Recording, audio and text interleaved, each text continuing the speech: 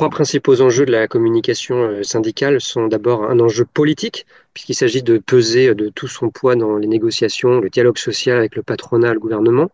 C'est ensuite un enjeu organisationnel. Il s'agit de construire et entretenir le consensus entre les militants syndicaux, d'assurer la communication entre les dirigeants syndicaux et la base. Et c'est aussi un enjeu économique, puisqu'il s'agit d'assurer des rentrées d'argent par le biais des adhésions, pour assurer le maintien des locaux, la rémunération des personnes salariées, la défense juridique des personnes qui sont défendues par le syndicat, ou encore l'organisation d'événements protestataires.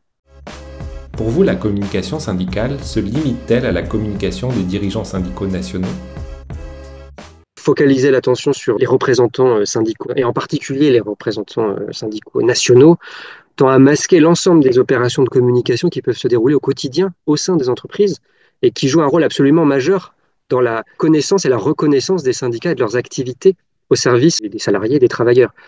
Communiquer à la base d'un syndicat peut tout simplement vouloir dire adresser la parole à un collègue qui est en difficulté, monter un dossier pour lui, donc passer des coups de téléphone, des mails. Et donc ça relève aussi d'opérations de communication qui supposent une maîtrise, un certain savoir-faire. Avant la création de leur site internet et de leur magazine, quels étaient les moyens d'expression des syndicats? Dans l'histoire du syndicalisme, le syndicalisme a pu utiliser un répertoire expressif extrêmement varié qui vont de la mobilisation du corps, la gestuelle, des formes routinisées, ritualisées de gestuelle, le point levé en étant un bon exemple, et l'utilisation d'outils relativement rudimentaires de communication qui peuvent être le tract, l'affiche, la banderole, le porte-voix, etc., etc. Donc il y a à la fois une communication qu'on peut qualifier de corporelle, voire émotionnelle.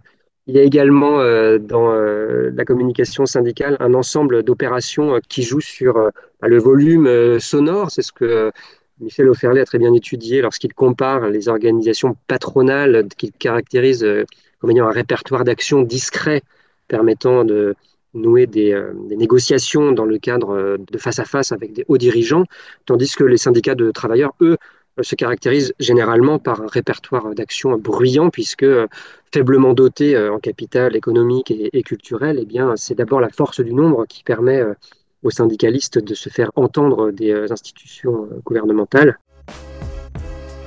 Quelles ont été les grandes transformations de la communication syndicale? Stéphane Olivesi, qui est un collègue en sciences de l'information et de la communication, auteur d'un ouvrage sur la communication syndicale, montre bien qu'il y a eu des transformations à la fois à l'intérieur de l'entreprise, avec la possibilité offerte d'aménager des espaces d'expression syndicale. Il y a évidemment des transformations également dans la formation des syndicalistes qui de plus en plus bénéficient de formations au travail de communication, notamment médiatique. C'est ce qu'il a pu observer dans son enquête. Il y a un troisième élément qui est que, étant donné les blocages dans ce fameux dialogue social qui porte probablement très mal son nom, on voit à la fois des tentatives des dirigeants syndicaux de haut niveau de contourner l'expression publique institutionnalisée par le dialogue social en, par exemple, prenant la parole dans les médias ou en se dotant d'outils de communication numérique à forte audience du fait de la notoriété dont jouissent ces grands dirigeants syndicaux. Quelle a été l'évolution de la relation entre les syndicats et les médias? Progressivement, avec l'émergence de la presse à grand tirage à la fin du 19e siècle, puis des médias de grande diffusion radiophonique et télévisuelle dans les années 20-30, puis à partir des années 60, eh bien, comme l'analyse Éric Neveu, les organisations militantes ont perdu de leur autonomie médiatique au point de devoir déléguer à des journalistes le soin de porter leur message auprès d'un large public. Sauf que, évidemment, les journalistes sont des travailleurs de l'information relativement indépendants, de sorte qu'ils n'entendent pas, par honneur professionnel, se faire les porte-paroles de la propagande syndicale et donc souhaitent proposer des angles qui leur semblent être propres. De sorte que la délégation de la parole syndicale aux médias de grande diffusion prend le risque de voir cette parole non reprise. Le deuxième enjeu, c'est celui de la hiérarchisation qui est donnée à l'actualité syndicale. S'agit-il d'une actualité de première catégorie qui va faire la une du journal ou l'entrée du journal télévisé, ou à l'inverse, reléguée dans les pages centrales ou dans les dernières minutes du journal télévisé. Donc voilà un enjeu de hiérarchisation de l'information syndicale.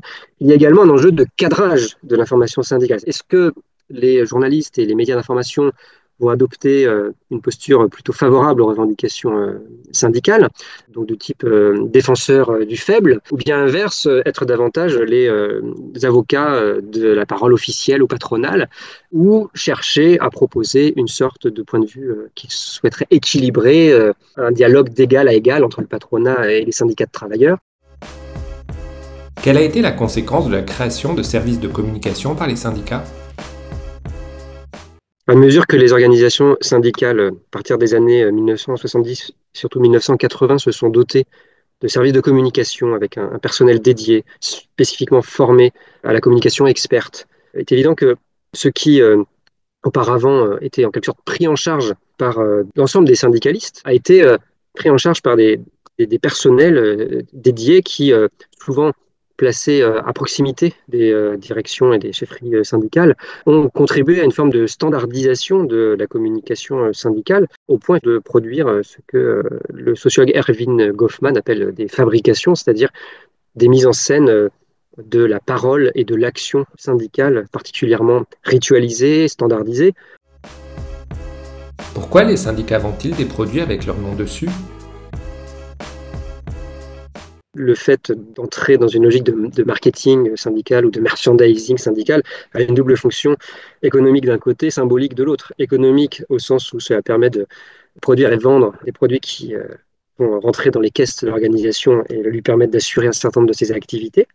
Et puis symbolique au sens où la vente d'objets standardisés portés par un grand nombre de personnes permettent de produire un sentiment d'équipe, c'est-à-dire le sentiment que l'ensemble des personnes portant ces accoutrements ou ces ustensiles font partie d'un même groupe. Donc c'est à la fois un instrument de reconnaissance des uns vis-à-vis des autres, mais aussi de produire une impression d'équipe auprès d'un public extérieur qui vont pouvoir identifier que ce syndicat représente un grand nombre de personnes.